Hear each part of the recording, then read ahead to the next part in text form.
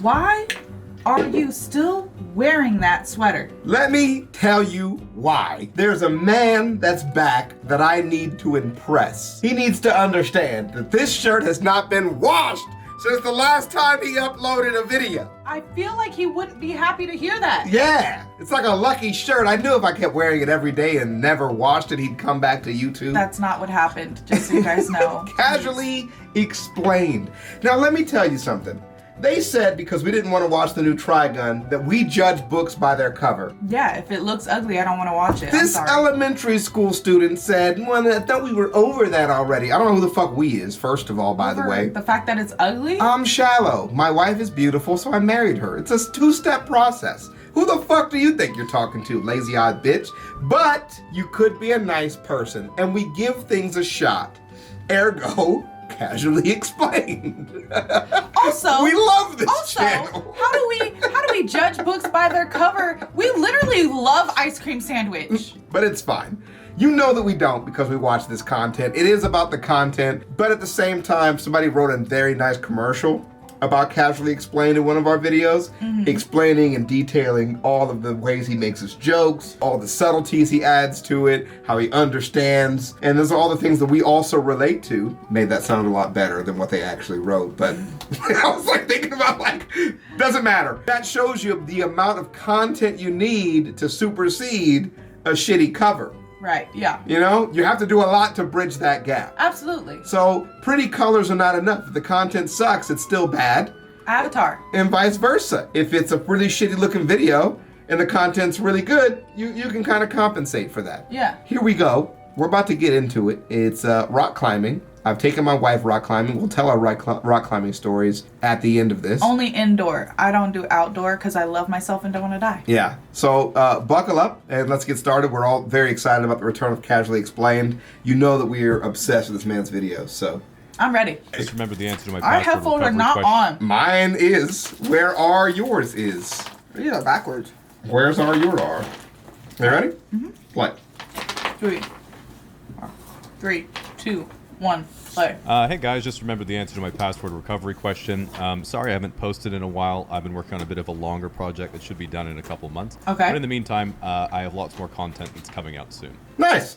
While rock climbing might seem like a pretty self-explanatory concept, like a lot of sports, if you've never rock climbed before, it can be intimidating going to a gym for the first time, Yeah. not being able to even hold the first jug on the easiest climb. Yep. Whoa, jug, rock climbing term. Indoor bouldering, rock climbing things. Did I mention me and my wife watch the rock climbing world championships every single year on YouTube? Every year. And you can too. I was this close to making a reaction to us doing one too. Really? I'd love to watch Brooke top a boulder in front of all of my friends. That sounds inappropriate. It did, didn't it? Yeah. I loved every moment of it. Did you work hard for that? I tried. Yeah, Okay. thanks. Let's do it. This is why it's important to know the Okay. what's what. Yes. Also, Yeah. what he doesn't show, right? It's like this is a grown man. These are children. Right. So the children watch the grown person struggle. Yeah. And they're like, oh, you're doing so great. And then they go and they squirrel their fucking up. way Yeah, dude. I was like, up to the top. They scurry their little butts up there fearless. They follow instructions perfectly with no problems. And you struggle on the level 1. Yep. On the easiest climb. This is why it's important to know the what's what and the do's and don'ts of how climbing is supposed to be done, so you can check yourself and avoid feeling attacked by onlookers giving you unsolicited yet polite encouragement. Yeah, they are now, very to start nice. with the most famous type of rock climbing, we of course have free soloing. Who was doing that? Climbing outdoor rock faces with no gear at all except your shoes, No. pants, no shirt obviously, and maybe your chalk bag if you happen to remember it that day. Don't judge a book by its cover. The cover is terrifying. It will be judged. This is nuts. I'm not doing that. I'm scared of heights, by the way. When anyone talks about free soloing, they all talk about Alex Honnold, who climbed this bad boy without a rope. Most people don't know why you would feel compelled to do that, but if you ever climbed to the top of the playground with no help, you know you've been chasing that dragon for decades. Ha. Free That's funny. soloing is one of the most fulfilling types of rock climbing because you're basically guaranteed to die doing what you love. Yeah. Which is avoiding all social responsibility. Free soloing is of course respected as one of the coolest forms of rock climbing because when we see a guy who repeatedly risks his own life for what he's deeply is passionate nuts. about, we all think the same thing. I can fix him. For this reason, any variation on free soloing that incorporates outside assistance is known in the community as aid. For example, if you use a harness with an ascender and ladder system to help you up the climb, this is such aid it is literally known as aid climbing. It must be avoided at all costs if you're truly committed to becoming one with the wall. Some people do what's called trad, or traditional climbing, which is climbing those same big cliff faces but using a harness and rope in case they fall. Right. Where they typically So you place don't anchors on the fucking route die. on the way up, and their trailing partner takes them out as they follow behind them. This, however, isn't real climbing, of course, because having a friend to go climbing with is clearly aid. In the words of Alex Honnold, I started free soloing in part because I was too anxious to ask other climbers to belay me. It's me! It's me! Dude, there's a documentary on him too. If you ever want to see it, it's so entertaining.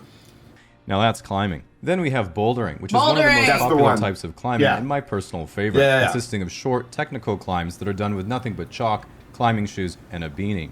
Bouldering, along beanie. with free soloing, is the only type of outdoor climbing where climbers don't usually wear helmets, because a helmet obviously isn't going to help much if you're falling off El Capitan. Yep. But if a boulderer falls, they only fall a few feet, meaning when you bonk your head without a helmet onto the forest floor, your memory will be completely erased, so every attempt can be considered an on-site. At the end of the day, the two disciplines are pretty similar, because free soloing is just one really big boulder problem. That's very If you've ever true. done indoor low ascent free soloing and a girl sees you find a knee bar on the overhang V5, you and Alex Honnold are practically the same person. Yeah. He just has a bit more endurance. We of course have ice climbing, which That was one of the biggest underestimations, over exaggerations I've had the pleasure of hearing. Yeah, I really enjoyed I that. loved that. Also, love this little detail. Sorry, I'm pointing like you guys can see. Yeah. This little detail of the little chalk thing. Yeah. Right here. This is a little pouch of chalk. Can't reach it. I don't know why it's on the ground. He's but just like, eh, like he's like hugging the wall. we of course have ice climbing, which is where climbers continually ascend frozen waterfalls by repeatedly pressing up B and throwing their partner 10 to 15 feet ahead of them until they summit. While that is admittedly impressive, if you've ever looked at a frozen waterfall, you'll notice one thing right away. There isn't any rocks. Exactly. In fact, there aren't any jugs, pinches, slopers, or even cracks. There's just one big sheet of ice, and you get an ice pick to make your own holds. And I know you're thinking what I'm thinking. Being able to afford to go ice climbing is clearly aid. You just get cool spiky crampons that are designed to stick into the wall when you lose your grip, so when you fall, you immediately break both your ankles and have to call the God helicopter damn. to rescue you again. It is extremely important that everyone tries ice climbing once, so you can then No! tell everyone you've been ice climbing. We also have competition speed climbing, which is a very niche form of climbing where you climb an internationally standardized route as fast as possible. Yep. A lot of criticism has been brought to speed climbing because of its inclusion in the Olympics, where you have to compete in speed climbing, bouldering, and lead climbing, and then your combined score is what puts you on the Right. podium. It's ridiculous. Because almost no climbers actually Do train all speed three. climbing normally. Right. It's a bit like if javelin included a cheeky pint and a leg of darts, Yeah. or if the Olympics didn't just count how many gold medals each country won, but also showed the body count each country's athletes racked up in the Olympic Village.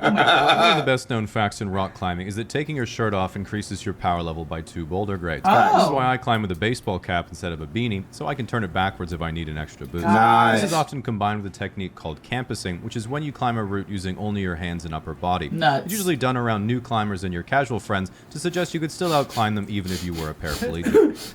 Now, the big difference between a beginner climber and an advanced climber is that beginners train Hand their strength. fingers so they can improve their grip strength and climb harder grades of climbs, whereas advanced climbers make sure they train all their fingers because 2 of them are always injured, but they Ha. refuse to take time off from climbing. One of the great upsides of rock climbing is that if you do it long enough, you gain the power to easily take toast out of the toaster without feeling anything, because your fingers Jesus almost completely Christ. callous over. A lot of people suggest using a pumice stone to file them down, but the last time I did that, someone asked me if I was projecting my V3, and I have yet to recover from that. I don't know If what you've that ever been means. to a rock climbing gym with a lot of top roping, you'll notice they're often really popular date spots. But one of the things to keep in mind is that you'll really mess up your nails if they're not filed down. Which is why I statistically did a, sorry, not statistically, I created a graph of all the months where my wife has too long of nails to go rock climbing. And I realized all of those graphs were topped out 24/7, all 12 months. So instead I changed it to, stop getting your nails done so long as we go rock climbing, damn it.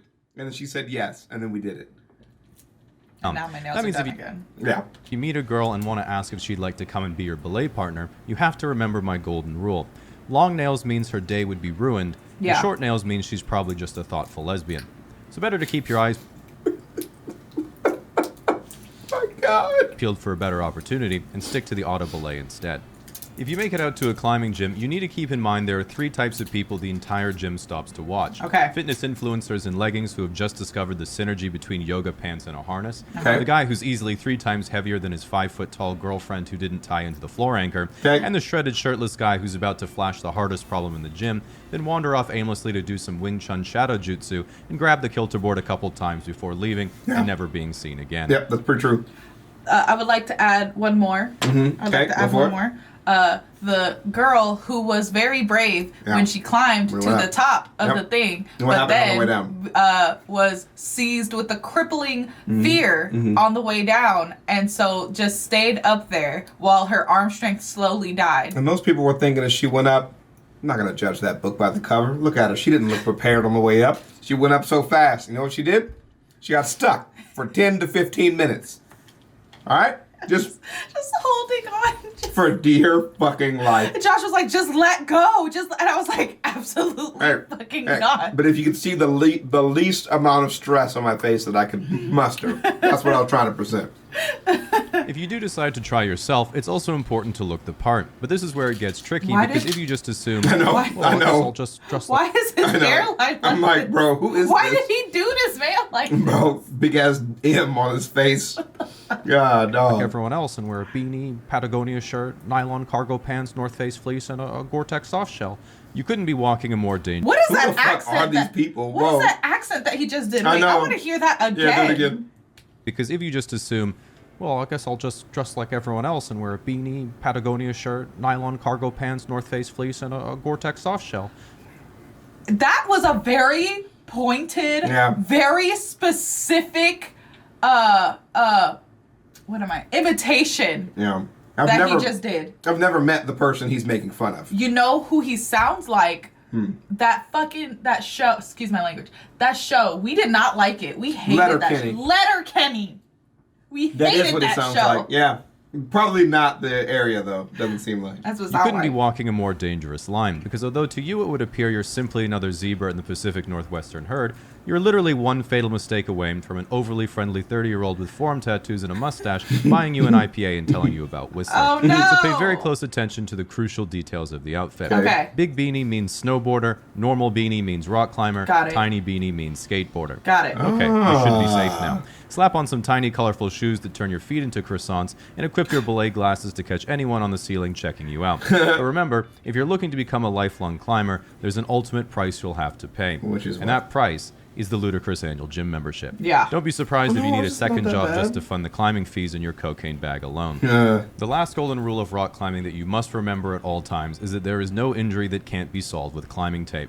Torn tendon, peeled callus, broken finger, sunburn. All you have to do is wrap it around the affected area and never let a doctor look at it. If James Franco had some climbing tape in 127 hours, he could have just taped his arm back on and climbed out. Well, that would have saved him from having to go to the hospital. I should point out that the ascent obviously wouldn't have counted, as having 2 arms is clearly aid. Very nice, dude. Welcome back. It actually seems like he has never left. Now on to the story about my wife joining rock climbing with me. So me and my wife a year ago, 2 years ago, started watching rock climbing as a way to relax in bed before we went to sleep. Yes. And I like to find things, like my goal is to find competitions that you can watch, critique, and also get emotionally invested in. You know, but at the same time, very stressless. Yeah. Like CrossFit. You can watch the CrossFit games. Yeah. Judge everybody's form and what they're doing. Absolutely. You know, you can have opinions, and at the same time, you don't really give a shit. Who wins, who are these people, doesn't really matter. There's so many. You could learn more, you could learn less. Yeah. Good place to be. Rock climbing is another good thing. It's consistent high-level competition, and when you watch somebody boulder, you know, you can see their techniques, and you can actually learn a different terminology. And after a while, I said, you know, we should go rock climb. There's a couple of indoor gyms. We should try it out. It seems like it should be pretty fun. Yes. And I ended up going. I had a good time. And then I told my wife, you should come with me. And I was very excited because it was an opportunity for me to buy new clothes. Yeah, so I got to buy some rock climbing clothes. We started out on a very easy, they're called jugs, or big old round things. And there's big old places you could hold on to them. And each one's shaped slightly different. Yeah. And you kind of get a feel of where you can put your hands and climb to the top. And I very quickly realized that me and my wife are very good at going up and we struggle with coming down. I jump, but I feel like I'm dying. And sometimes on the way up, I feel like I'm dying. Yeah. And that's just kind of how it is. I did a very impressive climb on like the 4th or 5th tier that we tried. Yeah. There's one where you can only really fit 2 fingers on each little thing. And then I just like pulled myself up with one hand. And then I crossed my hands over and got to the top. And a guy watching was like, oh man, that was really cool. Like, how long have you been working on that? I was like, I thought I was going to die. I got here and I felt my foot slip and I panicked and I reached up and my heart rate skyrocketed. And I'm like, my adrenaline's through the roof right now. I feel like I was going to kill myself up there. Yeah. And it was terrible. But it was really cool to watch. Like, if you were watching him, that's not what it looked like. Right. It looked like my husband had been climbing for months. Yeah. Apparently, I'd go silent in fear, and I would like to die quietly. Yeah. So my wife felt a similar thing. You told me kind of going up, so we decided let's try holster climbing. Yeah. Instead of the bouldering, which is a bit higher. Boulder climbing is probably 6 to 7 feet in the air. Maybe like 7 to 10 feet.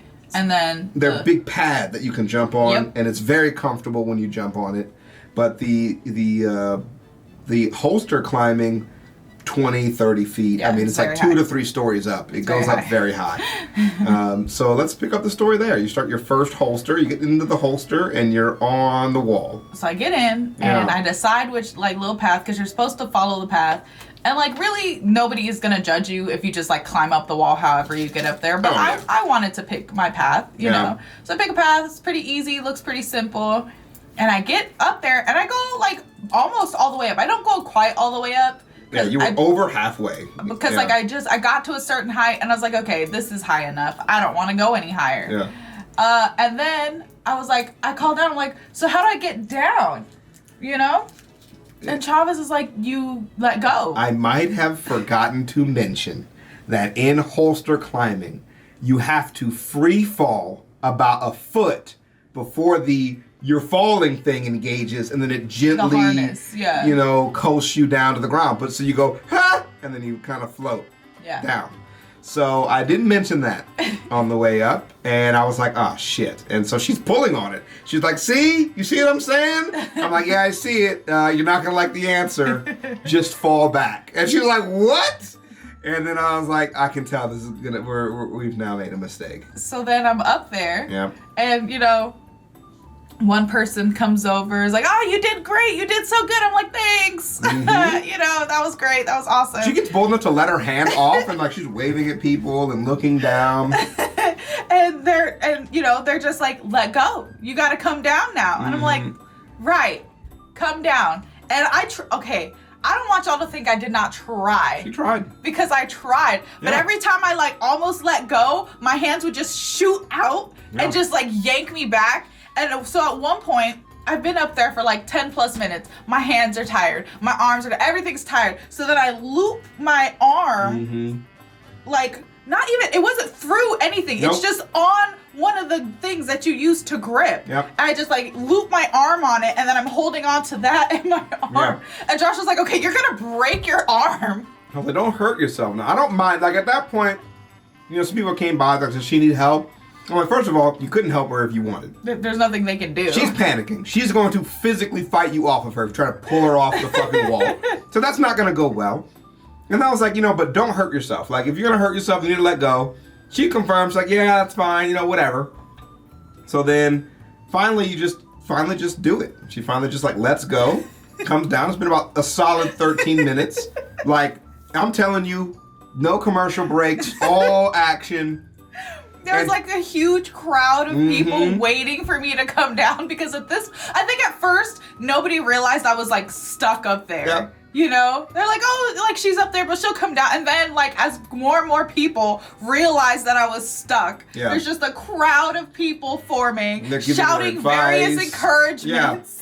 Hey, you did good. It's not that high up. You know, I'm like, she's like 20 feet. It's very high. Meanwhile, this little freaking 7-year-old girl goes up the path right next to me, just goes up and drops down, like just launches herself off. And I'm like... I was like, I'm absolutely not doing that. So she got to a point where She watched me climb a couple more things. She apologized. She's like, yeah, my forearms really burn. We've been going to the gym, though, and we do pull-ups at the end of each gym session. Yeah. So she's physically fit enough to handle this. So that's partially why I'm not worried. Yeah. We're like literally a year and a half into the gym at this point. Yep. Like, bro, she's good. I just want to make sure you don't injure yourself. You know, get yourself together. And finally, when she let go, she was like, oh, I understand it now. I feel more confident. You know, I'm like, as your confidence builds, you're good, you know, but maybe today's just not your day, which is fine. Yeah. But it's a process. Like, we are terrified of heights. It's not going to be like somebody going and being like, oh, I feel like I should go rock climbing. We think this is a bad idea. We just want to try it. Which, by the way, I always hate that qualification. I'm not scared of heights. I'm scared of falling. I'm scared of both. Right. Yeah. So I climb a couple more things. I'm getting a little tired. I'm kind of ready to go. And she's like, all right, I'm ready. I'm going to try it again. And I'm like, all right, you know, I'm never going to stand, like, go for it. Like, you have to understand, by the time I got up to the top of the holstering thing, I did the most difficult thing I could do. Mentally, I was drained. I was like, it's actually so hard to keep letting go over and over again the same day. Yeah. You know, we got to kind of build up to this. And so she goes up again. She picks a harder path because she was like, the path before was too easy. You know, I need like a harder path. She goes up halfway, and then she's like, I'm just going to climb back down. And I was like, listen, on the bouldering, you've been turning as you jump. Yeah. Because you want to see where you're going, but you're going to hurt yourself trying to twist. You're not supposed to. So when you jump off, you're Yeah. not supposed to turn. You're just supposed to go straight back. That don't work for me because I can't see what's back there. Right. So, like, I know in my mind what's back there, but I can't see it. So I don't trust it. So she came down this way more than halfway down. She climbed all the way down, which is fine. It's a good solution, you know. But then she started getting tired. Yeah. And literally just fell off of the wall. And that's how she got down the second time, by being so fatigued, she had to fall down. And even then, you got a little 5-minute hold in there in the middle on the way down. I did not want to fall. And then finally, she was like letting go. She was like, ah! And then it kind of, once it caught her, she was fine. But I was like, I know how it is, dude. That little moment of falling, like, it just, your brain is just like, you're dying. I don't know how you ever get used to it. But kudos to everybody who does rock climbing. Kudos to Casually Explained for making this very good video at explaining rock climbing. And thank you guys for joining us. If you guys ever want to see videos of my wife being stuck on a wall, hit me up. No, I won't share that. But I will share some of our more successful bouldering attempts. If anybody's interested, and maybe we'll be back soon. I mean, it's been a good time to get back into it. Yeah. It's going to start getting hot out, so we need excuses. Love you guys. Love you, wife. Peace out. We're going to go make spaghetti in vodka sauce.